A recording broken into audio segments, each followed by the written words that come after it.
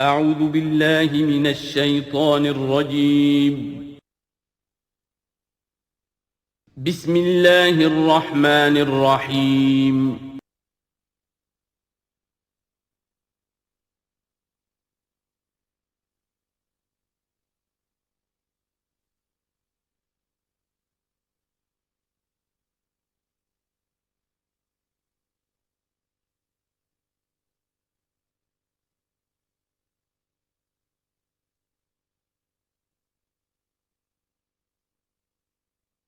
نحمده ونصلي على رسوله الكريم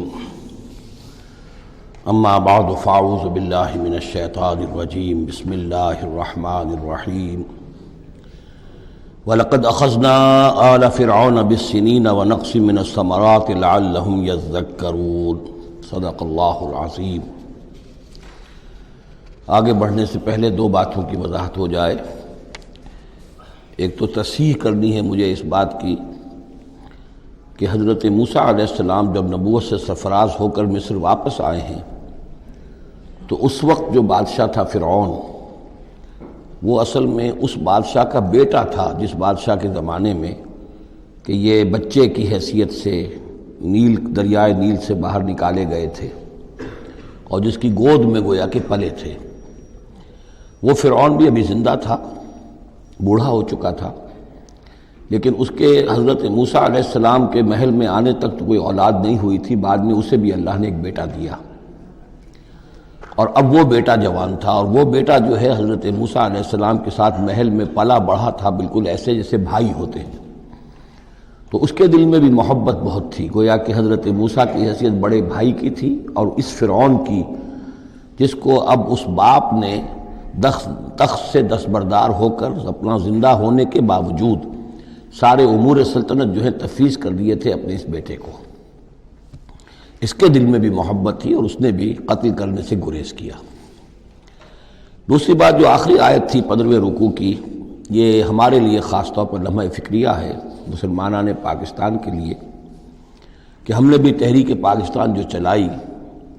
تو ہندوؤں کے غلبے کے خوف سے کہ اگر ہندوستان ایک وحدت کی حیثیت سے آزاد ہوا اور جو جدید دنیا کا جمہوری اصول ہے ون مین ون ووٹ، تو ہندو جو ہے اتنے غالب ہو جائیں گے کہ ہمیں دبا لیں گے، ہمیں ایکسپلائٹ کریں گے، ہماری تہذیب، تمدن، دین، مذہب، عقیدہ، زبان، ہر چیز کو برباد کریں گے۔ تو اللہ تعالیٰ نے ہمیں اس تحریک پاکستان میں جو بھی ہم نے کوشش کی اس میں کامیابی دی، اور بالکل یہی الفاظ وَيَسْتَخْلِفَكُمْ فِي الْأَرْضِ، اور تمہیں زمین میں طاقت عطا کرے، قوت عطا کرے، حکومت عطا کرے، فَيَنْظُرَ كَيْفَ تَعْمَلُونَ، پھر وہ دیکھے گا تم کرتے کیا ہو، تمہاری روش کیا رہتی ہے، تم پھر کیا طرز عمل اختیار کرتے ہو، تم واقعتاً اللہ کے بندے بنتے ہو اور اللہ ہی کی حکومت قائم کرتے ہو، یا یہ ہلدی کی گانٹھ جو تمہیں مل جائے تو اس کو لے کر تم پنساری بن کر بیٹھ رہتے ہو اور اپنی حکومت اور اپنی مرضی اور اپنی خواہشات کے مطابق وہ نظام وہاں کا چلاتے ہو۔ وَلَقَدْ أَخَذْنَا آلَ فِرْعَوْنَ، اور وہی قانون جو کہ سورہ انعام میں بھی آیا تھا، سورہ اعراف میں بھی، جب حضرت موسیٰ علیہ السلام آل فرعون کی طرف آئے تو اب یہ جو رد و قدح وہاں شروع ہوئی، تو اس دوران میں اللہ تعالیٰ نے قوم فرعون کے اوپر بہت سے چھوٹے چھوٹے عذاب بھیجنے شروع کیے تاکہ وہ ہوش میں آئیں، جاگیں۔ وَلَقَدْ أَخَذْنَا آلَ فِرْعَوْنَ، اور ہم نے پکڑا فرعون والوں کو بِالسِّنِينَ، بار بار قحط آ رہے ہیں، وَنَقْصٍ مِّنَ الثَّمَرَاتِ، اور فصلوں کی تباہی سے، لعلہم یذکرون، شاید کہ وہ نصیحت پکڑے۔ فَإِذَا جَاءَتْهُمُ الْحَسَنَةُ،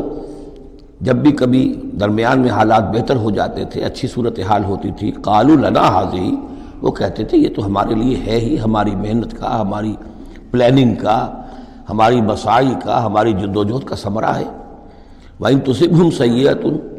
اور جب انہیں کوئی تکلیف آتی تھی، یطیروا بموسیٰ ومن معہ، تو اسے سمجھتے تھے کہ یہ موسیٰ اور اس کے ساتھیوں کی نحوست کی وجہ سے ہے۔ الا انما طائرہم عند اللہ، آگاہ ہو جاؤ کہ ان کی نحوست، ان کی شوبی قسمت جو ہے وہ اللہ کے ہاتھ میں ہے۔ ولکن اکثرہم لا یعلمون، لیکن ان کی اکثریت علم نہیں رکھتی، سمجھتے نہیں۔ وقالوا مہما تأتنا بہ من آیۃ لتسحرنا بہا، اور وہ کہتے تھے بہت ہی چیلنجنگ انداز میں کہ اے موسیٰ،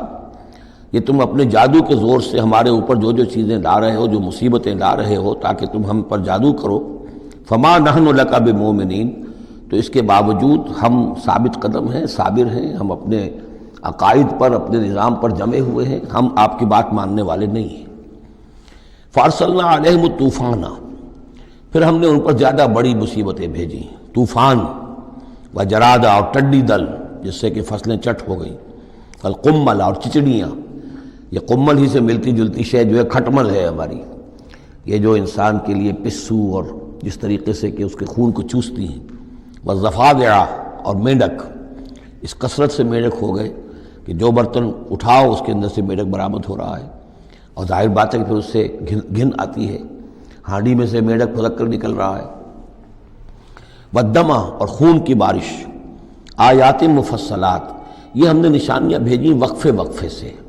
ساری ایک دم نہیں، ایک مرتبہ ایک نشانی ہے پھر دوسری نشانی ہے۔ فاستکبروا وکانوا قوما مجرمین، اس کے باوجود وہ استکبار پر اڑے رہے اور وہ بڑی ہی اڑیل قوم تھے، مجرم قوم تھے۔ ولما وقع علیہم الرجس، اور جب ان پر وہ مصیبت آ جاتی تھی، یعنی یہ کہ ہوتے ہوتے اب ان کی جو اکڑ فونی ہے اس میں کم سے کم یہ کمزوری واقع ہو گئی، یہ نرمی واقع ہو گئی جو آگے آ رہی ہے۔ ولما وقع علیہم الرجس، جب ان پر وہ عذاب آتا تھا، قالوا یا موسیٰ، تو وہ حضرت موسیٰ سے کہتے تھے، ادع لنا ربک بما عہد عندک، اپنے رب کو پکارو، دعا کرو جو تمہارا اس سے قول و قرار ہے، تمہارا عہد ہے اس کے ساتھ، تاکہ وہ ہمیں اس مصیبت سے نجات دے۔ لئن کشفت عنا الرجس، اگر اس نے ہم سے اس عذاب کو ہٹا دیا، کھول دیا، لنؤمنن لک، ہم تمہاری بات مان لیں گے۔ یہ ایمان کے ساتھ جب لام آتا ہے تو اس کے معنی وہ ایمان ایک عقیدے والا ایمان نہیں ہوتا، مان لیں گے، تمہاری بات مان لیں گے۔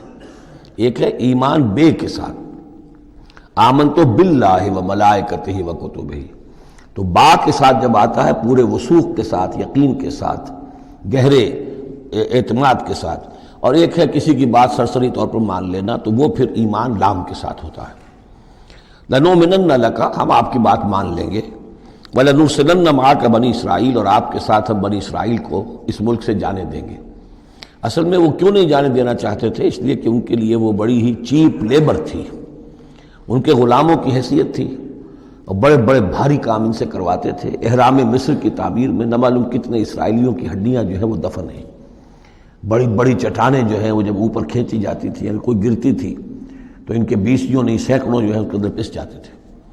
تو ظاہر بات ہے کہ وہ چیپ لیبر جو انہیں ملی ہوئی تھی اس کو چھوڑنے کے لیے آسانی سے وہ تیار نہیں تھے، اس حوالے سے انہیں یہ شاخ گزر رہا تھا، ورنہ ظاہر بات ہے وہ بھی جانتے تھے کہ یہ ہمارے اس ملک کے رہنے والے نہیں ہیں، کہ ابتدا میں ان کے لیے وہاں بڑی آؤ بھگت رہی، بڑے عیش رہے، وہ پیرزادوں کی طرح ان کا احترام کیا گیا، انہیں بہترین زمینیں دی گئیں۔ جوشن کا علاقہ کہلاتا ہے جو نیل کا ڈیلٹا ہے، جو سب سے زیادہ زرخیز علاقہ ہے، وہ ان کو دیا گیا، وہاں یہ لوگ جو زمیندار بنے۔ لیکن اس کے بعد جب وہ نیشنلسٹ ریولوشن آیا تو بات ساری جو ہے وہ الٹی ہو گئی، تو فرمایا کہ ہم بھیج دیں گے آپ کے ساتھ بنی اسرائیل کو۔ فلما کشفنا عنہم الرجس، لیکن جب ہم ان سے وہ مصیبت کو دور کر دیتے تھے، الی اجل ہم بالغوہ، ایک مدت تک کے لیے کہ جس تک وہ پہنچ جائیں، لیکن ظاہر بات ہے کہ ہر ایک چیز کے لیے ایک مدت ہے، اس کے اندر ہی وہ بات ختم ہوتی ہے۔ اذا ہم ینکثون، تو پھر وہ اپنے عہد سے پھر جاتے تھے، اپنا وہ وعدہ جو تھا وہ اس کو توڑ دیتے تھے۔ فانتقمنا منہم، اب now cutting a long story short, بس ہم نے ان سے انتقام لیا۔ فاغرقناہم فی الیم، اور ہم نے انہیں سمندر میں غرق کر دیا، بانہم کذبوا بآیاتنا، اس لیے کہ انہوں نے ہماری آیات کو جھٹلایا، وکانوا عنہا غافلین، اور یقیناً وہ ہماری ان آیات سے تغافل برتتے رہے۔ وَأَوْرَثْنَا الْقَوْمَ الَّذِينَ كَانُوا يُسْتَضْعَفُونَ مَشَارِقَ الْأَرْضِ وَمَغَارِبَهَا الَّتِي بَارَكْنَا فِيهَا، اور وارث بنا دیا ہم نے اس زمین کے مشرق و مغرب کا جس کو کہ ہم نے بابرکت بنایا ہے۔ یہاں میں مشارق الارض آ کر ذرا بات کے سمجھنے میں مشکل ہو جاتی ہے، یہ خاص ایک ترتیب ہے رزم کے حوالے سے۔ مراد یہ ہے کہ اس زمین کا وارث بنا دیا جس زمین کو ہم نے بابرکت بنایا ہے، اس کے مشرق اور مغرب پر قبضہ دلا دیا اس قوم کو کہ جس کو دبا لیا گیا تھا۔ یہ زمین فلسطین ہے، ارض فلسطین، اس لیے کہ قرآن مجید میں بھی ہے الذی بارکنا حولہ، سبحان الذی اسری بعبدہ لیلا من المسجد الحرام الی المسجد الاقصی الذی بارکنا حولہ لنریہ من آیاتنا۔ تو یہ سرزمین فلسطین جو ہے یہ اس اعتبار سے بھی مبارک ہے کہ سینکڑوں انبیاء یہاں رہے اور دفن ہوئے، حضرت ابراہیم علیہ السلام کے بعد سے لے کر، اور یہ کہ نہ معلوم کتنے طویل عرصے تک یہ انبیاء کا مدفن بھی رہا اور ان کا مسکن بھی رہا۔ پھر یہ کہ بڑی زرخیز علاقہ بھی ہے۔ تو ہم نے اس قوم کو کانو یستضعفون، جو دبا لیے گئے تھے مصر میں، جو دبے ہوئے تھے پسے ہوئے تھے، ان کو وارث بنا دیا اس زمین کے مشرق اور مغرب کا، مشارق الارض و مغاربها التی بارکنا فیہا، جس میں ہم نے برکتیں رکھی ہیں۔ وتمت کلمۃ ربک الحسنی علی بنی اسرائیل، اور تیرے رب کی اچھی بات، اچھا وعدہ بنی اسرائیل کے حق میں پورا ہو گیا، بما صبروا، جو صبر انہوں نے کیا۔ یعنی جو بھی سختیاں آئیں حضرت موسیٰ علیہ السلام کے ساتھ، جو بھی لوگ ان میں سے ایمان لائے تھے، انہوں نے واقعتاً ثابت قدمی دکھائی، اور یہ کہ اس صبر کی وجہ سے اللہ تعالیٰ کا وعدہ ان پر پورا ہوا۔ وَدَمَّرْنَا مَا كَانَ يَصْنَعُ فِرْعَوْنُ وَقَوْمُهُ، اور ہم نے تباہ و برباد کر دیا جو کچھ کے بنایا تھا فرعون نے اور اس کی قوم نے، وَمَا كَانُوا يَعْرِشُونَ،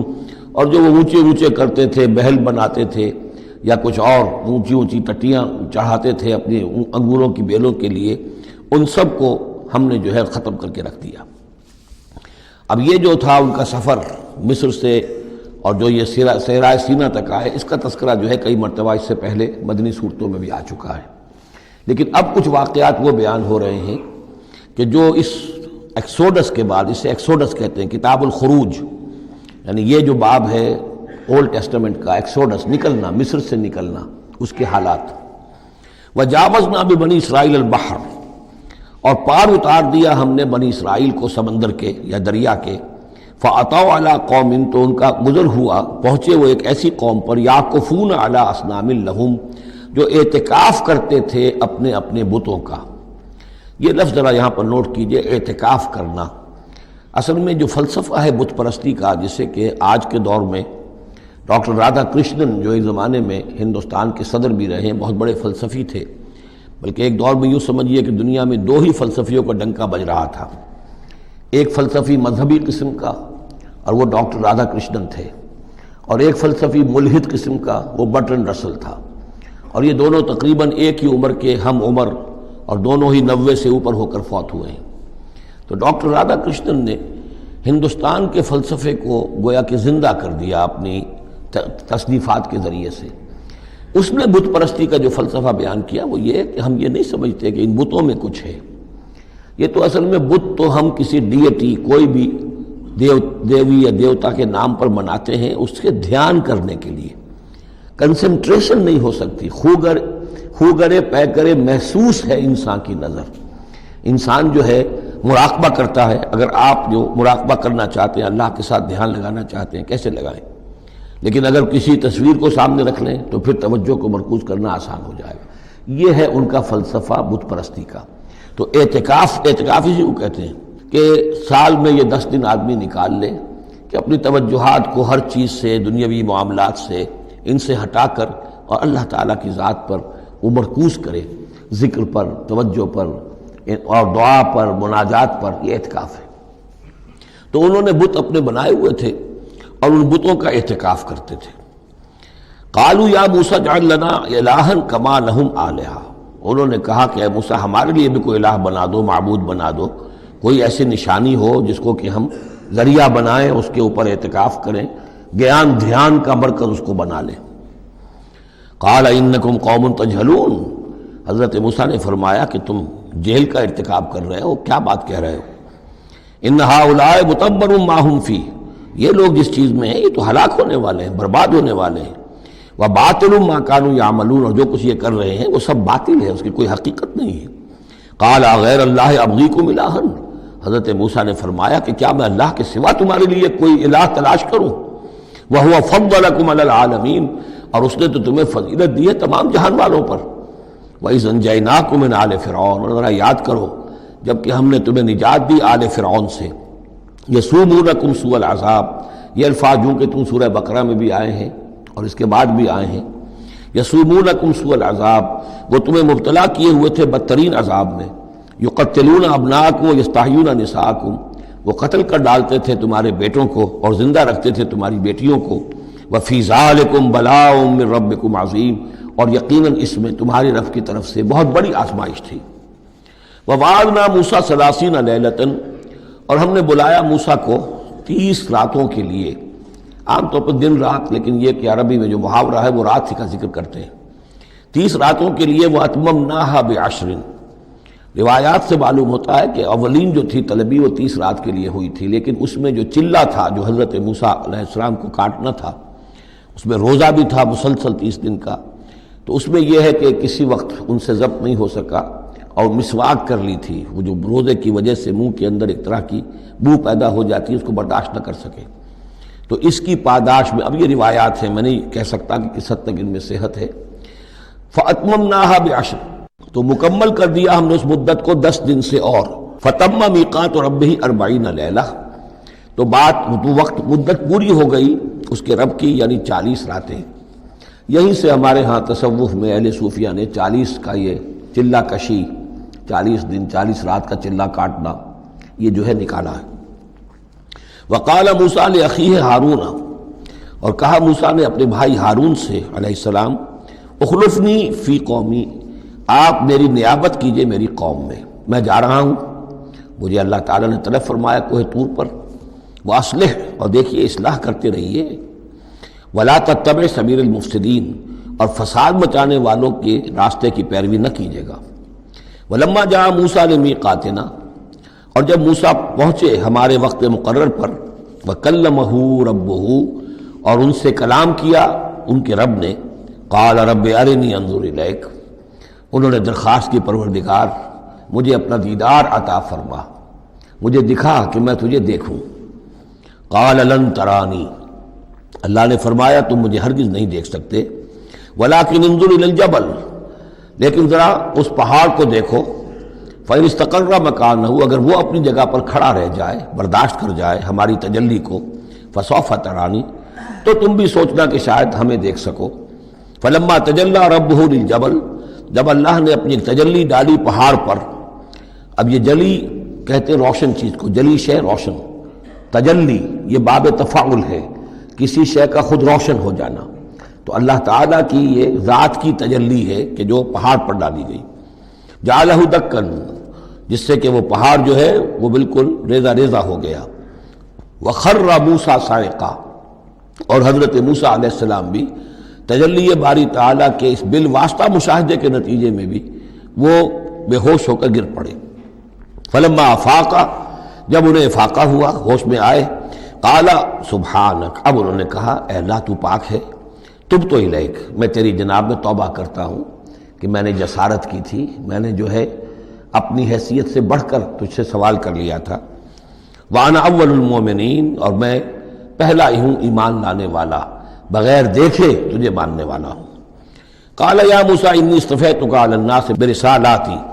اللہ نے فرمایا موسیٰ میں نے تمہیں چن لیا ہے لوگوں پر، تمام انسانوں میں سے تمہیں چنا ہے، پسند کیا ہے اپنے پیغام کے لیے، رسالات کے لیے، وبکلامی، اور اپنے کلام کے لیے۔ یہ خاص مقام ہے، امتیازی مقام ہے حضرت موسیٰ کا۔ کلم اللہ موسیٰ تکلیما،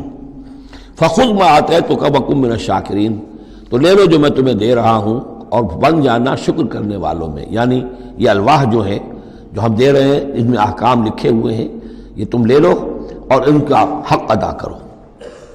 وَكَتَبْنَا لَهُ فِي الْأَلْوَاحِ، اور ہم نے لکھ دیا اس کے لیے تختیوں پر، وہ پتھر کی تختیاں، مِن كُلِّ شَيْءٍ مَوْعِظَةً، ہر طرح کی نصیحت، وَتَفْصِيلًا لِكُلِّ شَيْءٍ، اور ہر طرح کے احکام کی تفصیل، یعنی جو بنیادی احکام ہیں، موٹے موٹے احکام ہیں، یوں سمجھیے کہ وہ در حقیقت ایک طرح سے ڈینجر سگنلز ہیں۔ اگر آپ کسی پہاڑی راستے پر جا رہے ہیں تو جگہ جگہ آپ کو نشانات ملتے ہیں کہ ذرا یہاں بچ کے گزرنا، تو شریعت خداوندی جو ہے وہ بھی در حقیقت انسانی تمدن کا جو پیچیدہ سفر ہے اس میں ڈینجر کوشنز ہیں، ڈینجر سگنلز ہیں، یہاں اس سے ذرا دور رہنا، اس سے ذرا ہٹ کر رہنا، اس کے اندر اندر آدمی جو ہے وہ اپنی محنت کرے، کوشش کرے، جدوجہد کرے، مباحات کے دائرے کے اندر جو بھی اس کا ہے چوائس اس کو اختیار کر لے، لیکن جو محرمات ہیں وہ حدود ہیں، تلک حدود اللہ فلا تقربوها۔ تو شریعت کی جو آسمانی شریعت ہے اصل بنیاد یہی ہے کہ زندگی کے ہر گوشے سے متعلق چند موٹے موٹے احکام دے دیے، اس کے اندر جو ہے وہ کھلا چھوڑ دیا انسان کو کہ اب اس کے اندر اپنی سمجھ سے، اپنے اجتہاد سے، اپنی کوشش سے، اپنی عقل کو بروئے کار لا کر کام کرو۔ وَكَتَبْنَا لَهُ فِي الْأَلْوَاحِ مِنْ كُلِّ شَيْءٍ مَوْعِظَةً وَتَفْصِيلًا لِكُلِّ شَيْءٍ فَخُذْهَا بِقُوَّةٍ، تو اے موسیٰ اس کو تھام لو مضبوطی کے ساتھ، وَأَمُرْ قَوْمَكَ، اور اپنی قوم کو بھی حکم دو، يَأْخُذُوا بِأَحْسَنِهَا، کہ وہ اسے پکڑیں، اس کو تھامیں اس کی بہترین صورت کے اندر۔ اس کے مراد کیا ہے کہ ہر معاملے کے اندر درجے ہوتے ہیں۔ آپ کو ایک چیز بتائی جا رہی ہے، اس میں ایک درجہ اونچا ہے، ایک اس سے کمتر ہے، آپ اونچے سے اونچے درجے کی طرف آنے کی کوشش کیجئے۔ یہی بات جو ہے مسلمانوں سے بھی پھر کہی گئی ہے، آخری پاروں میں ہم دیکھیں گے چل کر کہ وہ لوگ کہ جو کلام کو سنتے ہیں، یستمعون القول فیتبعون احسنہ، وہ کلام کو سنتے ہیں پھر جو اس کی بہترین بات ہوتی ہے اس کو اختیار کرتے ہیں۔ ایک یہ ہوتا ہے آدمی سوچتا کچھ اور کمی والی بات ہو جائے، ڈھیل ہو جائے، رعایت ہو جائے، چلیے پاس مارکس مجھے مل جائیں، مجھے فرسٹ ڈویژن نہیں چاہیے، مجھے سیکنڈ ڈویژن نہیں چاہیے، ڈسٹنکشن نہیں چاہیے، پاس ہی ہو جاؤں۔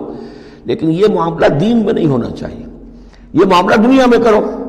دین میں اچھے سے اچھا، اعلی سے اعلیٰ، جیسا کہ ہم پڑھ چکے ہیں سورہ مائدہ کے اندر، اذا اتقوا وآمنوا وعملوا الصالحات ثم اتقوا وآمنوا ثم اتقوا واحسنوا واللہ یحب المحسنین۔ ہے جستجو کہ خوب سے ہے خوب تر کہاں، کیوں نہیں بہتر سے بہتر کی طرف جاتے؟ جتنا آج وقت لگا رہے ہو دین کے لیے اس سے زیادہ لگاؤ کل، اور پرسوں سے آگے تمہارا قدم پڑنا چاہیے، نہ یہ کہ آدمی جو ہے وہ پیچھے کی طرف دیکھے۔ وَأَمُرْ قَوْمَكَ يَأْخُذُوا بِأَحْسَنِهَا، اس کا جو بہترین رخ ہے اس کو اختیار کریں۔ سَأُرِيكُمْ دَارَ الْفَاسِقِينَ، ان قریب میں تمہیں وہ گھر دکھا دوں گا جو اس وقت فاسقوں کے قبضے میں ہے۔ یعنی یہاں جو کچھ ہوا ہے، کوہ طور جو ہے وہ سمجھ لیجئے کہ وہ سینائی پیننسلا کا جو ساؤدرن ٹپ ہے وہاں پر ہے تقریباً کوہ طور۔ تو گویا کہ خلیج سویز کو کراس کیا، یا کہیں سے کسی جھیل کو کراس کر کے مصر سے آئے سینائی پیننسلا میں، پھر یہ کہ خلیج سویز کے ساتھ ساتھ ہو کر ساؤدرن ٹپ تک پہنچ گیا پورا قافلہ، یہاں پڑاؤ رہا ان کا طویل عرصے تک، اور یہیں پر پھر حضرت موسیٰ علیہ السلام طلب کیے گئے کوہ طور پر، وہاں سے اب واپس آ گئے۔ اب ان سے کہا گیا کہ آگے بڑھو، اور خلیج عقبہ کے ساتھ ساتھ ہو کر داہنی جو ہے کھاڑی جو ہے ریڈ سی کی، اس سے آگے بڑھو اور فلسطین میں جا کے اب تمہیں جنگ کرنی ہے۔ تمہارا وہ ملک جو ہے جو تم چھوڑ کر آئے تھے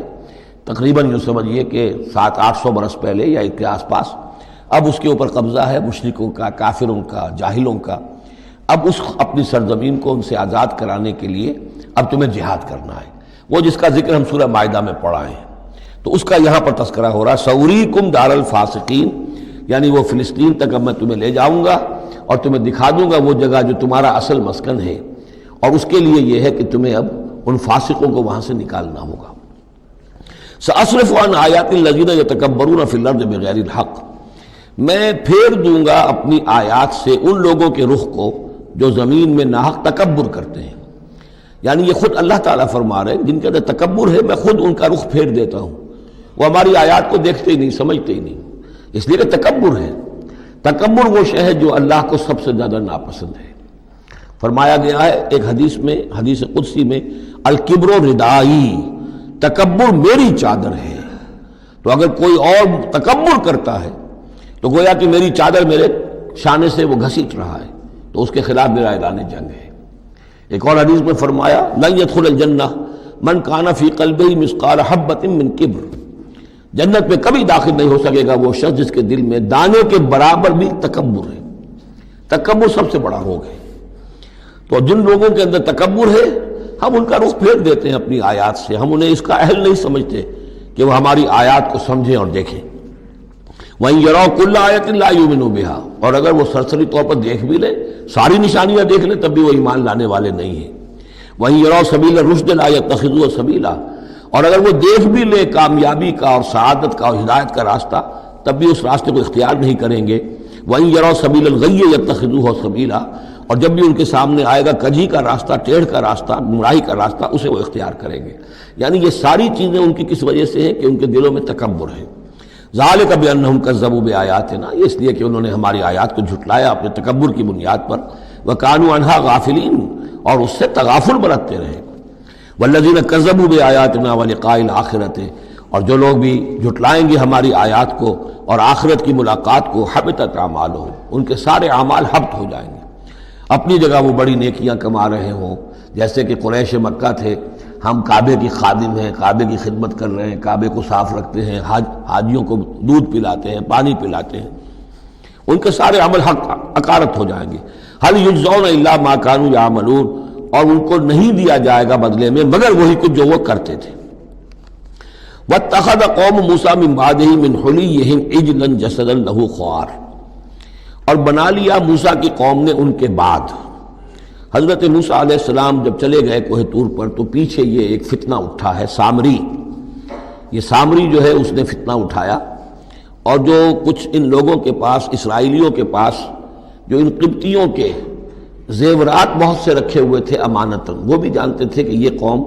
یہ چونکہ ابراہیم کی نسل میں سے ہیں تو یہ امانت دار ہیں، جب یہ وہاں سے چلے ہیں تو وہ سارے جو ہیں وہ زیورات بھی وہ لے کر آ گئے تھے اپنے دشمنوں کے، ان زیورات کو لے کر اس نے گلایا، آگ میں تبایا، گلایا، اور اس سے ایک بچھڑے کی شکل بنائی، اور کچھ ایسی کاریگری رکھی کہ اس میں سے ہوا جب گزرتی تھی ایسے سوراخ رکھ دیے کہ اس میں سے ایسی آواز آتی تھی جیسے کہ بچھڑا جو ہے وہ بول رہا ہے، اور اس نے کہا یہ ہے تمہارا خدا۔ یہ موسیٰ تو بھول گیا، موسیٰ کو مغالطہ ہو گیا، وہ کہاں گیا ہے، کس خدا سے ملنے گیا، خدا تو یہ ہے۔ اور اس میں بھی ایک اور بات دوسری جگہ پر آ جائے گی، یہاں تو نہیں ہے، کہ حضرت موسیٰ علیہ السلام اصل میں اپنے اشتیاق اور محبت اور شوق اور جذبے کی وجہ سے قبل از وقت چلے گئے تھے، جو وقت معین تھا کوہ طور پر آنے کا اس سے پہلے۔ تو اللہ نے جواب طلبی کی تھی، ما عجلک عن قومک یا موسیٰ،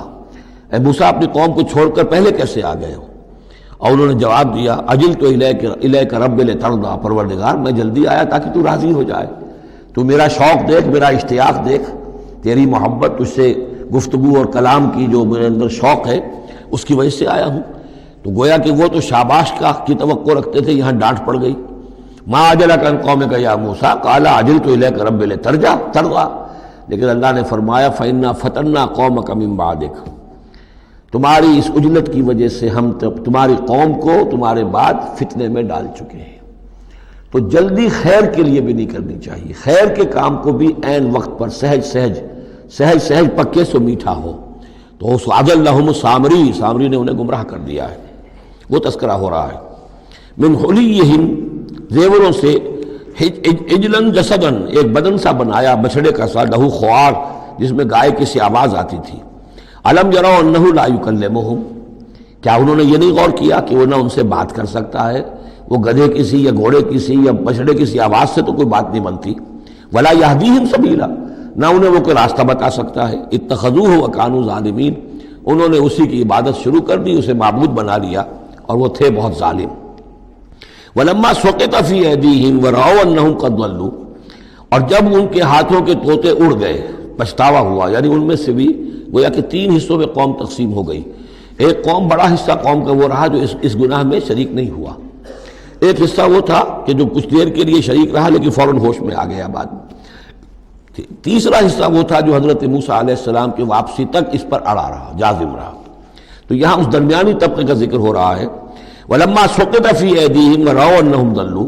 جب ان کے ہاتھوں کے طوطے اڑ گئے، ان کے پچھتاوا طاری ہوا، اور انہوں نے سوچا ہم تو گمراہ ہو گئے، یہ ہم کیا کر بیٹھے۔ قَالُوا لَئِن لَّمْ يَرْحَمْنَا رَبُّنَا، انہوں نے کہا کہ اگر ہمارے رب نے ہم پر رحم نہ فرمایا، وَيَغْفِرْ لَنَا، اور اگر ہمیں بخش نہ دیا، لَنَكُونَنَّ مِنَ الْخَاسِرِينَ، تو ہم تو ہو جائیں گے بہت خسارے والوں میں سے۔ وَلَمَّا رَجَعَ مُوسَىٰ إِلَىٰ قَوْمِهِ غَضْبَانَ أَسِفًا،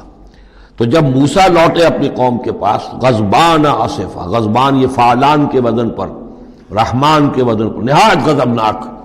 حضرت موسیٰ علیہ السلام کا مزاج بھی جلالی تھا، پھر یہ کہ اتنی بڑی گمراہی،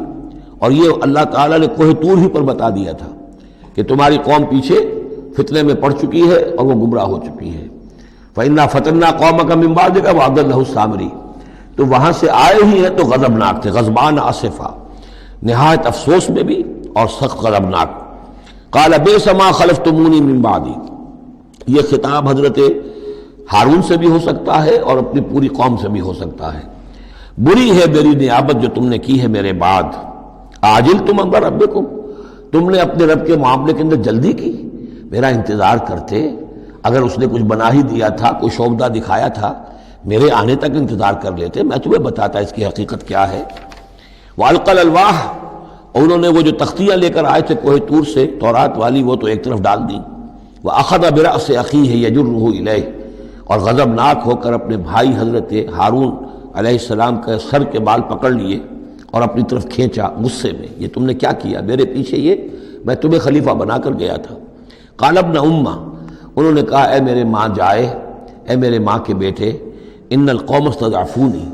قوم نے مجھے دبا لیا تھا، مجھے بے بس کر دیا تھا۔ وقادوا یقتلوننی، اور وہ تو میرے قتل پر آمادہ ہو گئے تھے، میں نے انہیں روکا، میں نے منع کیا، لیکن وہ اس درجے اس معاملے کے اندر آگے بڑھ گئے تھے، قادوا یقتلوننی، وہ تو مجھے قتل کرنے پر آمادہ تھے۔ فلا تشمت بی الاعداء، تو دیکھیں اب مجھ پر آپ دشمنوں کو ہنسنے کا موقع نہ دیں۔ ایک تو آپ کے پیچھے انہوں نے مجھے دبایا، میری توہین کی، مجھے قتل کرنے تک پر آمادہ ہو گئے، اب وہ دیکھیں گے کہ موسیٰ بھی آئے ہیں تو میرے بال آپ پکڑ کر کھینچ رہے ہیں اور میری توہین کر رہے ہیں، تو اس پر تو دشمن اور ہنسے گا۔ فلا تشمت بی الاعداء، شماتت اعداء یہ ہمارے ہاں پھر اردو زبان میں محاورہ ہے۔ ولا تجعلنی مع القوم الظالمین، اور مجھے ان ظالموں کے ساتھ نہ کر دیجئے، میں ان کے ساتھ نہیں ہوں، نہ میں نے ان کے ساتھ اتفاق کیا ہے، میں روکتا رہا، منع کرتا رہا۔ قال رب اغفر لی ولأخی، اب حضرت موسیٰ نے دعا کی اللہ سے، پروردگار بخش دے مجھے بھی اور میرے بھائی کو بھی، وادخلنا فی رحمتک، اور ہمیں داخل فرما اپنی رحمت میں، وانت ارحم الراحمین، اور یقیناً تو ہے تمام رحم کرنے والوں میں سب سے بڑھ کر رحم فرمانے والا۔ ان الذین اتخذوا العجل سینالہم غضب من ربہم، اب یہ فیصلہ انہوں نے دیا، یقیناً جن لوگوں نے اس بچڑے کو اپنا معبود بنایا، ان قریب ان پر آئے گا غضب ان کے رب کی طرف سے، گویا کہ قتل مرتد کی سزا جس کا ذکر ہم سورہ بقرہ میں پڑھ چکے ہیں۔ وذلۃ فی الحیات الدنیا، دنیا میں ذلت بھی آئے گی، وکذالک نجزی المفترین، اور اسی طریقے سے بہتان باندھنے والوں کو، جھوٹ گھڑنے والوں کو ہم جزا دیتے ہیں۔ والذین عملوا السیئات ثم تابوا من بعدها وآمنوا، البتہ جن لوگوں نے کچھ دیر کے لیے یہ غلط کام کیا تھا لیکن پھر وہ توبہ کر لی انہوں نے، من بعدها اس کے بعد، وآمنوا اور ایمان لے آئے، ان ربک من بعدها لغفور الرحیم، تو یقیناً اس کے بعد آپ کا رب جو ہے غفور الرحیم ہے۔ جن سے عارضی طور پر یہ بات ہو گئی تھی پھر انہوں نے توبہ کر لی، ان کے لیے تو مغفرت ہے، اللہ تعالیٰ معاف فرمائے گا، غفور الرحیم ہے۔ البتہ جو اب تک اس پر اڑے رہے ہیں ان کے لیے یہ حد جاری کی جائے گی۔ یہ بالکل ایسے ہی جیسے سورہ مائدہ میں ہم نے پڑھا ہے محاربے والی آیت میں، کہ اگر کوئی ڈاکو ہیں، راہزن ہیں، کوئی ملک کے اندر فساد مچا رہے ہیں، تو اگر اس سے پہلے کہ تم ان پر قابو پاؤ اگر وہ توبہ کر لیں تو پھر ان کے لیے معاملہ اور ہوگا، پھر ان کے ساتھ نرمی بھی ہو سکتی ہے، معاف بھی کیا جا سکتا ہے، لیکن اگر قابو پا لو تو پھر ان کی سزا بہت سخت ہے، لیکن قابو پانے سے پہلے توبہ کر لیں تو ان کے لیے نرمی۔ اسی طرح یہاں معاملہ ہے۔ وَلَمَّا سَكَتَ عَنْ مُوسَى الْغَضَبُ، جب موسیٰ کا غصہ کو ٹھنڈا پڑا، أَخَذَ الْأَلْوَاحَ، اب انہوں نے وہ تختیاں اٹھائیں، وَفِي نُسْخَتِهَا هُدًى وَرَحْمَةٌ لِّلَّذِينَ هُمْ لِرَبِّهِمْ يَرْهَبُونَ، اور اس کی تحریر میں لکھا ہوئی تھی رحمت، ہدایت بھی اور رحمت بھی ان لوگوں کے حق میں جو اپنے رب سے ڈرتے ہیں، اپنے رب کا تقوی اور خوف رکھتے ہیں۔ وَاخْتَارَ مُوسَىٰ قَوْمَهُ 70 رَجُلًا لِّمِيقَاتِنَا، اب ایک تو سزا دے دی گئی، ایک تو پرج ہو گئی، اور یہودی جو ہیں جنہوں نے کہ آخری وقت تک اس کے اوپر قائم رہے انہیں قتل کر دیا گیا۔ اب اس کے بعد ایک اجتماعی توبہ کے لیے حضرت موسیٰ علیہ السلام نے اپنی قوم کے 70 سرکردہ افراد کو لیا، واختارا چن لیا، اختارا موسیٰ قومہ 70 رجلا لمیقاتنا، اللہ تعالیٰ ہی نے طلب فرمایا ہے ہمارے وقت مقررہ کے لیے چن لیے موسیٰ نے اپنی قوم میں سے 70 سرکردہ افراد۔ فلما اخذتهم الرجفۃ، جب وہ آئے ہیں کوہ طور پر یا اس کے قریب تو ان کے اوپر کپ کپی طاری ہو گئی یا زلزلے نے آ پکڑا، یعنی وہ ایک سخت ترین جو ہے ان کے لیے پھر خوفناک صورت پیدا کر دی گئی۔ قال رب، حضرت موسیٰ نے عرض کیا پروردگار، لو شئت اہلکتہم من قبل وایایا، اگر تیری مشیت یہی تھی تو اس سے پہلے ہی ہمیں بھی ہلاک کر سکتا تھا، مجھے بھی کر سکتا تھا، انہیں بھی کر سکتا تھا۔ خطا کار تو ہم ہیں، غلطی ہوئی ہے، لیکن بہرحال ہم نے اتنا بڑا کفارہ بھی دے دیا ہے، اپنی قوم کے اتنے لوگوں کو اپنے ہاتھوں ذبح بھی کیا ہے، لیکن یہ کہ اگر ہلاک ہی کرنا تھا جو اس وقت شکل ہو رہی ہے تو پہلے قدم پر بھی تو ہلاک کر سکتا تھا۔ لو شئت اہلکتہم من قبل وایایا، اگر تو چاہتا تو ہلاک کر دیتا ان سب کو بھی اور مجھے بھی۔ اتہلکنا بما فعل السفہاء منا، کیا تم ہمیں ہلاک کر دے گا ہمارے کچھ بے وقوف لوگوں کی حرکت کی وجہ سے؟ ہمارے ہاں کچھ بیوقوف تھے جنہوں نے حرکت کی تھی، اور ان کی وجہ سے کیا پوری قوم کو ہلاک کر دے گا؟ ان ہی الا فتنتک، نہیں یہ تیری طرف سے ایک آزمائش ہے۔ تضل بہا من تشاء، تو گمراہ کرتا ہے اس کے ذریعے سے جس کو چاہتا ہے، وتہدی من تشاء، اور ہدایت دیتا ہے جس کو چاہتا ہے۔ انت ولینا، تو ہمارا ولی ہے، ہمارا ساتھی ہے، پشت پناہ ہے، مولا ہے۔ فاغفر لنا، پس ہمیں بخش دے، ہماری گناہ کو معاف فرما، ورحمنا، ہم پر رحم فرما، وانت خیر الغافرین، اور یقیناً تمام بخشنے والوں میں تو سب سے بہتر بخشنے والا ہے۔ واکتب لنا فی ہذہ الدنیا حسنہ وفی الآخرہ، ہمارے لیے اس دنیا کی زندگی میں بھی حسنہ لکھ دے، طے کر دے۔ اب دیکھیے یہ دعا کر رہے ہیں حضرت موسیٰ اپنی قوم کے لیے، بنی اسرائیل کے لیے، واکتب لنا فی ہذہ الدنیا حسنۃ وفی الآخرہ، وہی الفاظ ربنا آتنا فی الدنیا حسنۃ وفی الآخرۃ حسنۃ وقنا عذاب النار۔ تو لکھ دے، طے کر دے کہ ہمارے لیے دنیا میں بھی حسنہ ہو، آخرت میں بھی۔ انا ہدنا الیک، ہم تیری جناب میں توبہ کرتے ہیں، رجوع کرتے ہیں، جو خطا ہو گئی ہے اس کا اعتراف کرتے ہوئے معافی چاہتے ہیں۔ قال عذابی اصیب بہ من اشاء، اللہ نے فرمایا جہاں تک میرے عذاب کا تعلق ہے وہ تو اس میں تو میں مبتلا کروں گا جس کو چاہوں گا۔ ورحمتی وسعت کل شیء، تم رحمت کا سوال کر رہے ہو تو ایک رحمت تو میری وہ ہے جو ہر شے کے شامل حال ہے، ہر شے کا وجود میری رحمت سے ہے، اس کا بقا میری رحمت سے ہے، اس کا تسلسل میری رحمت سے ہے۔ ایک تو رحمت عامہ ہے جو تمام مخلوقات کو شامل ہے، تمام مخلوقات جو ہے اس میں سے حصہ پا رہی ہیں۔ ورحمتی وسعت کل شیء فساکتبھا، اب یہاں مراد ہے خاص رحمت جس کے لیے تم کہہ رہے ہو، وہ رحمت تو میں لکھ دوں گا ان لوگوں کے لیے۔ اب یہ بہت اہم مقام یہاں آ رہا ہے، وہ اپنی رحمت میں خاص کر دوں گا، لکھ دوں گا، للذین یتقون، جو تقوی کی روش اختیار کریں، ویؤتون الزکاۃ، اور زکوٰۃ دیتے رہیں، والذین ہم بآیاتنا یؤمنون، اور جو لوگ ہماری آیات پر ایمان پختہ رکھیں۔ الذین یتبعون الرسول النبی الامی الذی یجدونہ مکتوبا عندہم فی التوراۃ والانجیل، جو اتباع کریں گے ہمارے امی نبی کی، جس کا کو رسول بنا کر بھیجا جائے گا، رسول نبی امی کا اتباع کریں گے، جسے وہ پائیں گے، الذی یجدونہ، جسے پائیں گے لکھا ہوا، مکتوباً عندہم، ان کے پاس، اپنے پاس، فی التوراۃ والانجیل، کہ وہ ان کے پاس اس کی پیشن گوئیاں، اس کے حالات، اس کی علامات تورات اور انجیل دونوں میں ہوں گی۔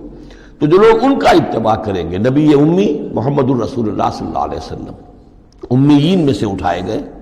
اور آپ واقعتاً اس قوم میں سے تھے جس کے پاس کوئی کتاب نہیں تھی، کوئی شریعت نہیں تھی، ویسے بھی آپ نے دنیاوی اعتبار سے کوئی تعلیم حاصل نہیں کی، دنیاوی معیار کے اعتبار سے لکھنا پڑھنا آپ نہیں جانتے تھے، تو امی تھے۔ تو رسول نبی الامی، جو پیروی کریں گے میرے اس رسول کی جو نبی امی ہوگا، جسے یہ پائیں گے الذی یجدونہ مکتوبا، لکھا ہوا، جس کی علامات اور جس کی پیشن گوئیاں، عندہم فی التوراۃ والانجیل، ان کے پاس تورات اور انجیل دونوں میں، یامرہم بالمعروف، وہ انہیں نیکی کے حکم دے گا، وینہاہم عن المنکر، اور تمام بدیوں سے روکے گا، ویحل لہم الطیبات، اور ان کے لیے تمام حلال چیزیں، پاک چیزیں حلال کر دے گا۔ یعنی جو ہم پڑھ چکے ہیں کچھ چیزیں تھیں کہ جو بنی اسرائیل پر ان کی شرارتوں کی وجہ سے بھی حرام کر دی گئی تھی، یہ تمام بندشیں اٹھا دے گا، تمام پاکیزہ چیزوں کو ان کے لیے حلال کرے گا۔ وَيُحَرِّمُ عَلَيْهِمُ الْخَبَائِثَ، اور جتنی خبیث ناپاک چیزیں ہیں انہیں حرام قرار دے گا۔ وَيَضَعُ عَنْهُمْ إِصْرَهُمْ وَالْأَغْلَالَ الَّتِي كَانَتْ عَلَيْهِمْ، اور ان سے اتار دے گا، دور کر دے گا، انہیں نجات دے گا ان کے بوجھوں سے اور ان کی ان توقوں سے کہ جو ان کے اوپر پڑے ہوئے ہوں گے۔ یعنی مختلف رسوم اور رواج، ان کے توق جو لوگ باندھ لیتے ہیں اپنے گلوں کے اندر، چاؤ چاؤ میں کچھ لوگ دولت والے جو ہیں وہ نئی نئی رسمیں ایجاد کرتے ہیں، نئے نئے تہوار ایجاد کرتے ہیں، نئی نئی جو ہیں اور تقریبات کا چرچا ہو جاتا ہے۔ غریبوں کے لیے پھر ان کو پورا کرنا پڑتا ہے، شادی بیاہ کی یہ تقریبات ہیں۔ اب جن کے پاس حرام کی دولت کے انبار جمع ہیں، ان کے لیے تو اپنی دولت مندی کے اظہار کا موقع ہے، کیسے پتہ چلے گا ہم دولت مند ہیں؟ اسی طریقے سے جیسے کہ ہندوؤں کے ہاں بنیے کی دولت کیا لگتی تھی مکان پر یا بیاہ شادی پر، باقی کھانا پینا ان کے ہاں نہیں تھا، نہ اچھا پہننا، نہ اچھا کھانا، نہ اچھا پینا، لیکن مکان بنائیں گے تو عالیشان، اور دوسرے یہ کہ شادی کریں گے تو پھر ٹھاٹ کے ساتھ۔ یہی ہمارے ہاں بھی معاملے چلے آ رہے ہیں، وہ ہندوانہ پس منظر ہے اور اس میں رسومات ہیں۔ اب یہ امیروں کے لیے تو چونچلے ہیں، غریبوں کے لیے یہ اسر اور اغلال ہیں۔ اسر وہ بوجھ کو جن کو لے کے چل نہ سکے، نتیجہ کیا نکلتا ہے؟ بچیاں بیٹھی ہوئی ہیں، ہاتھ پیلے نہیں ہو سکتے، شادی نہیں ہو سکتی، نہ نومن تیل ہو، نہ رادہ ناچے، نہ سارے تقاضے پورے ہوں، نہ شادی ہو سکے۔ تو یہ جو اسر اور اغلال لوگوں نے، پھر یہ کہ جو سوشل ایولیوشن کہہ لیجئے یا جو بھی اس کے اندر تنزل ہوا ہے، جس کے نتیجے میں لوگوں کے اوپر طرح طرح کی قیدیں آ گئی ہیں، کہیں جو ہے وہ جاگیرداری نظام آ گیا ہے، اس کی قید ہے، کہیں بادشاہت ہے، امپیریلزم ہے، اس کی قید ہے، کہیں سرمایہ دار نظام ہے، اس کا تشدد ہے۔ تو محمد جب آئیں گے، یہ اللہ تعالیٰ فرما رہے ہیں، تو ان تمام قیدوں سے نجات دلائیں گے، ان تمام بوجھوں سے نوع انسانی کو نجات دیں گے، عدل اور قسط کا نظام قائم کریں گے۔ تو وہ چاہے رسومات کی شکل میں ہو، اور چاہے یہ کہ ایک نظام ظالمانہ ایکسپلائٹیٹو اگر نظام ہے، ریپریسو نظام ہے، تو اس کو ہٹا کر فالذین آمنوا بہ۔ اب یہ جو الفاظ آ رہے ہیں اس آیت مبارکہ کے، یہ بہت اہم ہے، اس پر میرا ایک پورا کتابچہ موجود ہے کہ جس کا عنوان ہے نبی اکرم صلی اللہ علیہ وسلم سے ہمارے تعلق کی بنیادیں۔ فالذین آمنوا بہ، گنتی کر لیجئے، تو جو لوگ ان پر ایمان لائیں گے، پہلی شرط ہے ایمان، وعزروہ، اور ان کا ادب کریں گے، ونصروہ، اور اس کی مدد کریں گے، واتبعوا النور الذی انزل معہ، اور اس نور کی پیروی کریں گے جو ان کے ساتھ نازل کیا جائے گا۔ اولئک ھم المفلحون، یہی لوگ ہوں گے فلاح پانے والے۔ اللہم ربنا اجعلنا منہم۔ اب یہاں تھوڑی سی وضاحت کر لیجئے، فالذین آمنوا بہ، وہ لوگ جو اس پر ایمان لائیں گے۔ ایمان کے دو تقاضے سمجھ لیجئے، ایک تقاضا اطاعت، لا یؤمن احدکم حتی یکون ہواہ طبعا لما جئت بہ، تم میں سے کسی شخص کا مجھ پر ایمان نہیں ہے جب تک کہ اس کی خواہش نفس تابع نہ ہو جائے اس کے جو میں لے کر آیا ہوں، جو احکام میں لے کر آیا ہوں۔ تم اگر جب ایمان رکھتے ہو کہ میں اللہ کی طرف سے لے کر آیا ہوں تو تمہیں حکم ماننا ہے۔ لا یؤمن احدکم حتی یکون ہواہ طبعا لما جئت بہ۔ دوسرا تقاضا، لا یؤمن احدکم حتی اکون احب الیہ من والدہ وولدہ والناس اجمعین، تم میں سے کوئی شخص مومن نہیں ہو سکتا جب تک کہ میں اسے محبوب تر نہ ہو جاؤں، اپنے باپ سے بھی، بیٹے سے بھی، تمام انسانوں سے۔ تو ایک غائب درجے میں اتباع اور اطاعت، اور دوسرے غائب درجے میں محبت محمد رسول اللہ صلی اللہ علیہ وسلم کی، یہ ایمان کے تقاضے ہیں۔ اب اس کا نتیجہ خود بخود نکلے گا، پھر آپ کی تعظیم ہوگی، عظمت ہوگی، آپ کا نام جہاں سنیں گے درود آپ پڑھیں گے، یہ ساری چیزیں جو ہیں، اور یہ کہ جہاں آپ کا کوئی قول آپ کو سنایا جائے فوراً زبان بند ہو جانی چاہیے۔ پھر یہ نہیں کہ اپنی عقل جو ہے آدمی لڑا رہا ہے، ہاں اس کی تحقیق ہو سکتی ہے کہ واقعتاً یہ حضور نے فرمایا یا نہیں فرمایا، یہ حدیث ضعیف ہے، مضبوط ہے، کیسی ہے، لیکن اس وقت خاموش ہونا ضروری ہے۔ جب کسی نے کہا یہ حدیث ہے، ہو سکتا ہے کہ حدیث صحیح ہو اور حضور کی طرف اس کی نسبت جو ہے وہ صحیح ہو، مضبوط ہو، لہذا فوری طور پر اپنی زبان بند کر دینا یہ ادب کا تقاضا ہے۔ تو عزروہ ہو ونصروہ ہو، اور مدد کرے۔ مدد کس کام میں؟ حضور نے ذاتی تو اپنی کوئی امپائر بلڈ نہیں کی، نہ آپ نے اپنے لیے کوئی جاگیر بنائی، نہ کوئی جائیداد بنائی، کس کام کے لیے؟ نصرت چاہیے تھی اللہ کے دین کے لیے، اس کے غلبے کی جد و جہد، اس کے لیے بھیجے گئے محمد صلی اللہ علیہ وسلم، هو الذی ارسل رسولہ بالہدی ودین الحق لیظہرہ علی الدین کلہ، اور اس کے لیے پکار ہے من انصاری اللہ، یہ میرا فرض منصبی ہے، اللہ کا دین مجھے غالب کرنا ہے، یہ میری ذمہ داری ہے۔ کون ہے جو میرا ہاتھ بٹھائے، میرا مددگار بنے؟ تو یہ میدان اب بھی کھلا ہوا ہے۔ دین پہلے غالب ہوا تھا، پھر مغلوب ہو گیا، اور اب تو مغلوب ہے پوری دنیا میں، کہیں بھی ہم ایک انچ زمین نہیں دکھا سکتے جہاں کہہ سکے دنیا سے، نوع انسانی سے کہ آؤ اور دیکھو یہاں یہ اصل دین موجود ہے بتمام و کمال۔ تو وہ مشن جو ہے محمد رسول اللہ صلی اللہ علیہ وسلم کا، وہ اب بھی زندہ ہے، لہذا اس کی مدد کرنی ہے۔ واتبعوا النور الذی انزل معہ، اور اس مشن کی تکمیل میں جو راستہ ہے، جو طریقہ اللہ نے بتایا ہے، وہ اس قرآن کے ذریعے سے ہے۔ تذکیر قرآن سے، تبلیغ قرآن کی، انذار قرآن سے، تبشیر قرآن سے، تعلیم قرآن کی، یتلو علیہم آیاتہ ویعلمہم الکتاب والحکمۃ ویزکیہم، اس کے ذریعے سے لوگوں کو کھینچو، لوگوں کو نکالو گندگیوں میں سے اور اندھیروں میں سے، لوگوں کے اندر ایمان کی شمع روشن کرو، پھر انہیں منظم کرو، جمع کرو، پھر باطن سے ٹکراؤ۔ فالذین آمنوا بہ وعزروہ ونصروہ واتبعوا النور الذی انزل معہ، تو جو لوگ ان پر ایمان لائیں گے اور ان کی تعظیم کریں گے اور ان کی مدد کریں گے اور اس نور کی پیروی کریں گے جو ان کے ساتھ نازل کیا جائے گا، یعنی قرآن مجید حضور کے ساتھ یہ نازل کیا گیا، بھیجا گیا۔ اولئک هم المفلحون، یہی لوگ ہوں گے فلاح پانے والے۔ اللہم ربنا اجعلنا منہم۔ قل یا ایھا الناس، اب ظاہر بات ہے کہ وہ لمبی بات کو اب یہاں پہ ختم کرتے ہوئے کہ اب حضور صلی اللہ علیہ وسلم تشریف لے آئے، اب یہی بات اس کے حوالے سے اب آپ سے کہا جا رہا ہے کہ اے نبی، جو خبر دی تھی اس وقت ہم نے موسیٰ کو، اور جو ہم نے کہہ دیا تھا کہ جو رحمت ہے ہماری خصوصی وہ انہی لوگوں کے لیے ہوگی تم میں سے کہ جو محمد عربی صلی اللہ علیہ وسلم پر ایمان لے آئیں گے، تو اب کہہ دیجئے ڈنکے کی چوٹ، قل یا ایھا الناس، کہہ دیجئے اے لوگو۔ اور یہ پھر بہت نوٹ کرنے کے قابل ہے کہ ہم نے اب تک جتنے رسولوں کا تذکرہ سنا ہے، پڑھا ہے سورہ اعراف میں، وہ یا قوم یا قوم یا قوم، اے میری قوم کے لوگوں، لیکن محمد رسول اللہ کی امتیازی شان یہ ہے کہ یہ قوم کی طرف مبعوث نہیں ہوئے، صرف پوری نوع انسانی کی طرف۔ جیسے سورہ بقرہ کے تیسرے رکوع کی پہلی آیت میں نے حوالہ دیا تھا، یا ایھا الناس اعبدوا ربکم الذی خلقکم والذین من قبلکم لعلکم تتقون۔ تو یہ آفاقی رسالت ہے، عالمی رسالت ہے، انسانی سطح پر ہے۔ قل یا ایھا الناس انی رسول اللہ الیکم جمیعا، میں اللہ کا رسول ہوں تمہاری طرف، سب کی طرف۔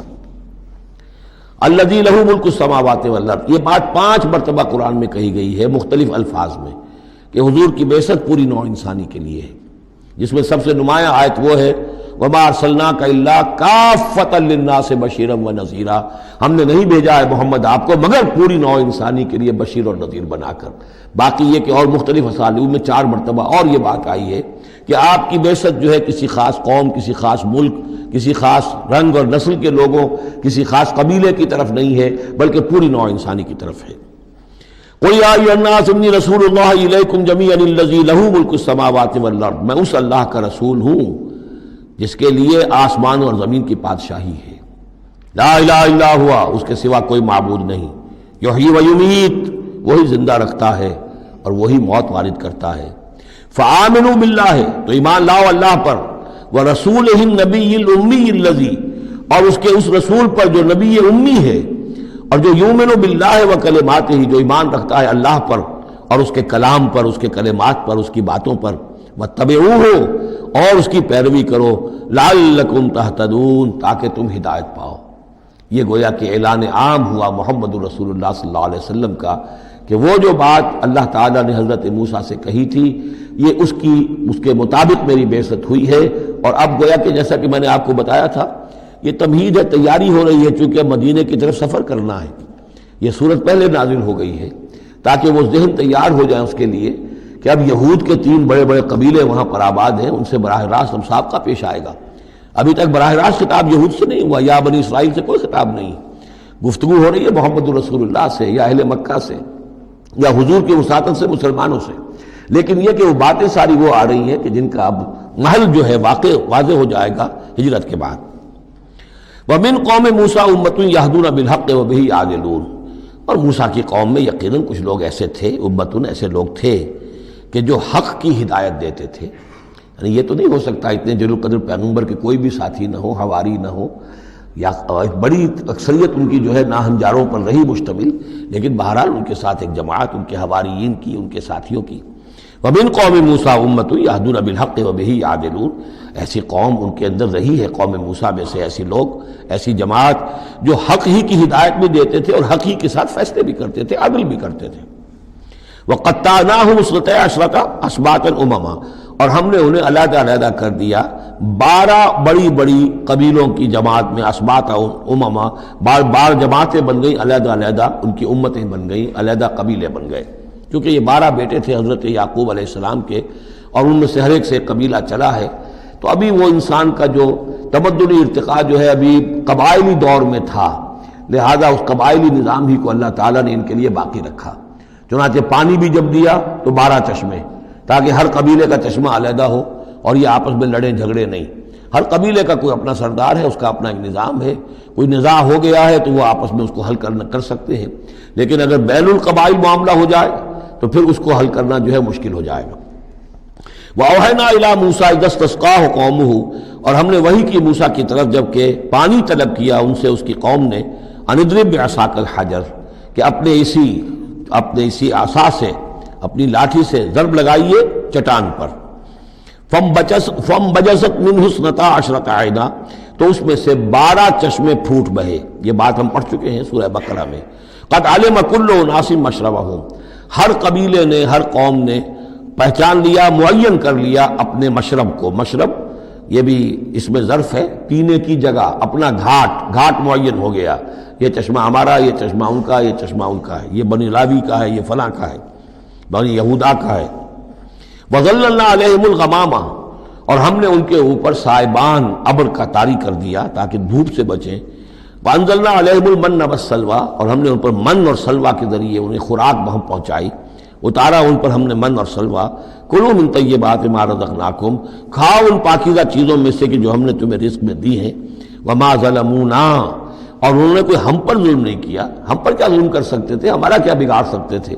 وما ظلمونا، انہوں نے ہمارا کیا بگاڑا، ہمارا کیا بگاڑ لیں گے. ایک حدیث قدسی میں آتا ہے کہ اے میرے بندو، اگر تم سب کے سب اولین اور آخرین اور انس اور جن سب بدترین جیسے ہو سکتا ہے تم میں سے کوئی شخص ویسے بن جاؤ، تب بھی میرے خزانے میں کوئی کمی نہیں آئے گی. اور تم سب کے سب اولکم و آخرکم و انسکم و جنکم سب کے سب مل جاؤ اور بہترین میرے مطیع بن جاؤ، میرے بندگی کرنے والے بن جاؤ، میرے خزانے میں کوئی اضافہ نہیں ہوگا، میں تو غنی ہوں. تو وما ظلمونا، انہوں نے ہم پر ہمارا کچھ نہیں بگاڑا. ولکن کانوا انفسهم یظلمون، لیکن وہ خود اپنی ہی جانوں پر ظلم کرتے رہے. وَإِذْ قِيلَ لَهُمُ اسْكُنُوا هَٰذِهِ الْقَرْيَةَ، اور یاد کرو جب ان سے کہا گیا تھا کہ آباد ہو جاؤ اس بستی میں. یہ جیریکو، اریحا، پہلا شہر فلسطین کا کہ جو یوشع ابن نون، جوشوا، ان کی سرکردگی میں جب بنی اسرائیل نے قتال کیا ہے پھر، تو یہ پہلا شہر فتح ہوا. جب ان سے کہا گیا کہ اب اس میں تم رہ سکتے ہو، بس جاؤ. وَكُلُوا مِنْهَا حَيْثُ شِئْتُمْ، اور اس میں سے جو بھی چاہو، جہاں سے بھی چاہو تم کھاؤ. وَقُولُوا حِطَّةٌ، اور دیکھو استغفار کرتے رہو، کہتے رہو اے اللہ ہمارے گناہ جھاڑ دے، ہماری کوتاہیاں، ہماری جو بھی کوئی کمیاں رہ گئی ہیں ان کو پورا کر دے. وَادْخُلُوا الْبَابَ سُجَّدًا، اور جب داخل ہو شہر کے دروازے میں تو سر جھکا کر داخل ہو، تمہاری گردنیں اکڑی ہوئی نہ ہو. نغفر لکم خطیئاتکم، ہم تمہاری جو بھی خطائیں ہیں وہ بخش دیں گے، جو بھی غلطیاں ہوئی ہیں، فروغ گزاشتیں ہوئی ہیں، ان سب سے درگزر فرمائیں گے. سنزید المحسنین، اور نہ صرف یہ کہ وہ خطائیں معاف کر دیں گے، جو ان میں سے محسن ہوں گے تم میں سے انہیں تو اب اور دیں گے، ان کے درجات بلند کریں گے، ان کو اور اونچے سے اونچے مراتب عطا کریں گے. فبدل الذین ظلموا منہم قولا غیر الذی قیل لہم، تو بدل دیا ان میں سے جو ظالم تھے، گناہ گار تھے، ایک ایسی بات کو کہ جو ان سے کہی گئی تھی اس کی بجائے. یعنی وہ کہا گیا تھا حطتن حطتن حنطتن حنطتن، ہمیں گیہوں چاہیے، گیہوں چاہیے. فارسلنا علیہم رجزا من السماء، تو ان پر ہم نے آسمان سے ایک عذاب بھیج دیا. جن لوگوں نے وہ غلط حرکت کی تھی ان پر پلیگ آئی، بما کانوا یظلمون، بسبب ان کے اس ظلم کے جو انہوں نے اپنے آپ پر کیا تھا. واسألہم عن القریۃ التی کانت حاضرۃ البحر، اور ذرا ان سے سوال کیجئے اس بستی کے بارے میں کہ جو ساحل سمندر پر تھی، حاضرۃ البحر، سمندر کے کنارے پر تھی. یہ اب اصحاب سبت کا واقعہ آ رہا ہے. اس یادونا، اور عام طور پر خیال یہ کہ جو ایلات کی بندرگاہ ہے یہاں پر یہ واقعہ ہوا تھا، اب بھی وہ ایلات کی بندرگاہ ہے. 1967 میں جو جنگ ہوئی تھی عرب اور اسرائیل جنگ، اس میں اصل میں اسی ایلات کی بندرگاہ کا گھیراؤ کر لیا تھا صدر ناصر صاحب نے، بلاکیڈ آف دی ایلات پورٹ، اور اس کے نتیجے میں پھر بڑا زبردست جو ہے حملہ کیا اچانک جو ہے اسرائیل نے. اور یہ کہ صحرائے سینا بھی مصر سے ہتھیا لیا تھا، گولان ہائٹس جو ہے وہ سیریا سے اس نے فتح کر لیے، اور پورا مغربی کنارہ جو اردن کا جو ہے اتنا بڑا علاقہ، زرخیز ترین علاقہ جو ہے فلسطین کا، وہ اردن سے اس نے ہتھیا لیا تھا، جس میں سے صرف سینائی پیننسلا بھی واپس کیا گیا ہے. اور یہ جو مغربی کنارے پر ان کی کوئی ایک آٹونومس سی چھوٹی سی ریاست قائم کرنے کی کوششیں ہو رہی ہیں. باقی یہ کہ گولان ہائٹس پر ابھی کوئی معاملہ نہیں ہوا. تو وہیں پر اسی ایلات بندرگاہ پر یہ واقعہ ہوا ہے، وہیں پر یہ کوئی قوم مچھیروں کی آباد تھی. واسألہم عن القریۃ التی کانت حاضرۃ البحر، وہ سمندر کے کنارے آباد تھی. اذ یعدون فی السبت، جبکہ وہ سبت کے قانون میں حد سے تجاوز کرنے لگے. اذ تأتیہم حیتانہم یوم سبتہم شرعا، جبکہ آتی تھیں ان کی مچھلیاں ان کے پاس یوم سبتہم، جس دن کہ ان کا سبت ہوتا تھا، شرعا، شرع جیسے کہ نیزہ کو چلاتا ہے، یعنی یہ کہ کبھی اگر آپ نے کماڑی میں کھڑے ہو کر دیکھا ہو تو کبھی کبھی ایسا ہوتا ہے کہ کوئی مچھلی جو ہے وہ چھلانگ مار کے اوپر آتی ہے پھر اندر چلی جاتی ہے۔ اب ظاہر بات ہے کہ یہ اٹکیلیاں کرتی تھی مچھلیاں، اللہ تعالیٰ نے سکس سینس دے رکھی ہے، حیوانات کو بھی ہے، انہیں پتہ چل گیا تھا ہفتے کا ایک دن ایسا ہے کہ ہمیں کوئی ہاتھ نہیں لگاتا۔ اب وہ آ رہی ہیں، اٹکیلیاں کر رہی ہیں، چھلانگیں لگا رہی ہیں، یہ کھڑے ہوئے ہیں، ہاتھ بندھے ہوئے ہیں، اس لیے کہ سبت ہے، ہفتے کا دن ہے، پکڑ تو نہیں سکتے۔ تو شرعاً آتے تھے جسے نیزے چل رہے ہوں۔ وہ یوم لا یثبتون لا یاتیہم، جس دن سبت نہیں ہوتا تھا یعنی باقی 6 دن وہ دور کہیں گہرے پانی میں چلی جاتی تھی، اور گہرے پانی میں جا کے مچھلیوں کا پکڑنا جو ہے اس وقت تک تو انسان کے پاس آلات نہیں تھے۔ کذالک نبلوہم بما کانوا یفسقون، اس طرح ہم نے انہیں آزمایا تھا، ایک بڑی آزمائش میں ڈال دیا کہ دیکھیں یہ کتنے ثابت قدم رہتے ہیں، شریعت کے حکم پر قائم رہتے ہیں اور فاقہ برداشت کر لیتے ہیں، یا یہ کہ شریعت کے ساتھ کوئی استہزاء کرتے ہیں، تمسخر کرتے ہیں۔ وَإِذْ قَالَتْ أُمَّةٌ مِّنْهُمْ، یہاں بھی نوٹ کر لیجئے کہ جیسے وہاں معاملہ ہوا 3 حصوں میں یہ قوم تقسیم ہو گئی۔ ایک حصہ وہ تھا کہ جس نے اس گناہ میں حصہ نہیں لیا اور وہ منع بھی کرتا رہا کہ مت کرو، دیکھو نہیں منکر کا فریضہ سر انجام دیتا رہا، یہ اللہ تعالیٰ کا۔ وہ کرتے کیا تھے؟ ہفتے کے روز گئے، گڑھے کھودے اور سمندر کا پانی اس میں لے آئے ساحل کے ساتھ گڑھے کھود کر، تو اس کے ساتھ مچھلیاں بھی آ گئیں، واپسی کا راستہ کر دیا بند، مچھلی کو ہاتھ نہیں لگایا، ہفتے کو اتوار کو جا کے مچھلی پکڑ لی، تو فائدہ کیا ہوا؟ اصل میں ہفتے کا قانون تو یہ تھا کہ ہفتے کا دن تم لگاؤ اللہ کی یاد میں، ذکر میں، عبادت میں، تورات پڑھو، پڑھاؤ، سیکھو، سکھاؤ۔ 6 دن تم کام کرو دنیا کا، اپنی معاش کا، 7واں دن تم فارغ رکھو اللہ کے لیے، دین کے لیے۔ لیکن جب وہ گڑھے کھودنے میں دن صرف ہو گیا تو چاہے مچھلی پکڑی یا نہیں پکڑی، تو جو اصل روح تھی اس حکم کی وہ تو ختم ہو گئی۔ تو یہ ہے کہ جس میں انہوں نے استہزاء کیا، گویا کہ شریعت کا مذاق اڑایا۔ اب ایک تو وہ تھے کہ جنہوں نے نہ تو اس جرم میں حصہ لیا اور وہ منع بھی کرتے رہے، ایک وہ تھے کہ جو حصہ تو نہیں لیا جرم میں لیکن منع نہیں کرتے تھے، خاموش رہتے تھے، تیسرے وہ تھے کہ جو جرم کے اندر باقاعدہ جری ہو کر وہ حصہ لے رہے تھے۔ تو اب جو لوگ منع کر رہے تھے ان سے انہوں نے کہا جو منع نہیں کر رہے تھے، جو خود بھی نہیں کر رہے تھے لیکن منع بھی نہیں کر رہے تھے۔ اس قالت امت، جب کہا اس درمیانی طبقے نے، منہم ان میں سے، لما تعظون قوما اللہ مہلکہم، کیوں وعظ کر رہے ہو ان لوگوں کو، کیوں اپنے آپ کو ہلکان کرتے ہو کہہ کہہ کہ تم، اور نہی عن المنکر کا فریضہ سر انجام دے دے کے تھک گئے ہو، یہ قوم اب ماننے والی نہیں ہے، اللہ اس کو ہلاک کر کے رہے گا۔ لما تعظون قوما اللہ مہلکہم او معذبہم عذابا شدیدا، یا انہیں پھر عذاب دے گا بہت سخت عذاب۔ قالوا، اب یہ جواب کن کی طرف سے ہے؟ جو خود بھی بچے ہوئے تھے گناہ سے، روک بھی رہے تھے اپنی امکانی حد تک کہ خدا کے لیے باز آ جاؤ، یہ شریعت کا استہزاء نہ کرو، مذاق نہ اڑاؤ۔ قالوا معذرۃ الی ربکم،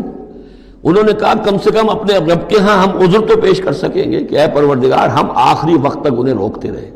ہم نہیں عن المنکر کا فرض سر انجام دیتے رہے، ہم نے اپنی بات نہیں چھوڑی، ہم نہ صرف یہ کہ اس گناہ سے خود بچے رہے بلکہ ان گناہ گاروں کو بھی روکتے رہے۔ وَلَعَلَّهُمْ يَتَّقُونَ، اور یہ اس سے بھی زیادہ اہم ہے، اور کیا پتہ ہو سکتا ہے ان میں تقویٰ پیدا ہو جائے۔ کیسے آپ کہہ سکتے کسی ایک بندے کی سمجھ میں آ جائے، کوئی ایک شخص تائب ہو جائے؟ تو جیسا کہ حضور کی حدیث حضرت علی سے خطاب کر کے آپ نے فرمایا، لا یہدی اللہ بک رجلا واحدا خیر لک من حمر النعم، اگر اللہ تمہارے ذریعے سے علی ایک شخص کو بھی ہدایت دے دے تو یہ تمہارے لیے سرخ اونٹوں سے بڑھ کر دولت ہے۔ تو اگر ایک بھی بچ جائے، لعلہم یتقون، فلما نسوا ما ذکروا بہ، تو پھر جب انہوں نے نظر انداز کر دیا اس نصیحت کو جو انہیں کی جا رہی تھی، یعنی لگے رہے اپنے اس جرم کے اندر، انجینا الذین ینہون عن السوء، ہم نے بچا لیا ان کو جو کہ بدی سے روکتے تھے، عذاب سے بچے ہیں صرف وہ جو بدی سے روکتے تھے۔ وَأَخَذْنَا الَّذِينَ ظَلَمُوا بِعَذَابٍ بَئِيسٍ بِمَا كَانُوا يَفْسُقُونَ، اور پکڑ لیا ہم نے ان کو کہ جو اس ظلم میں، گناہ میں اور شریعت کا استہزاء کرنے میں کہ جو مجرم تھے، ان کو ایک بہت ہی برے عذاب میں پکڑا، ان کی اس ناہنجاری کی وجہ سے، سرکشی کی وجہ سے، نافرمانی کی وجہ سے۔ فلما عتوا عما نہوا عنہ،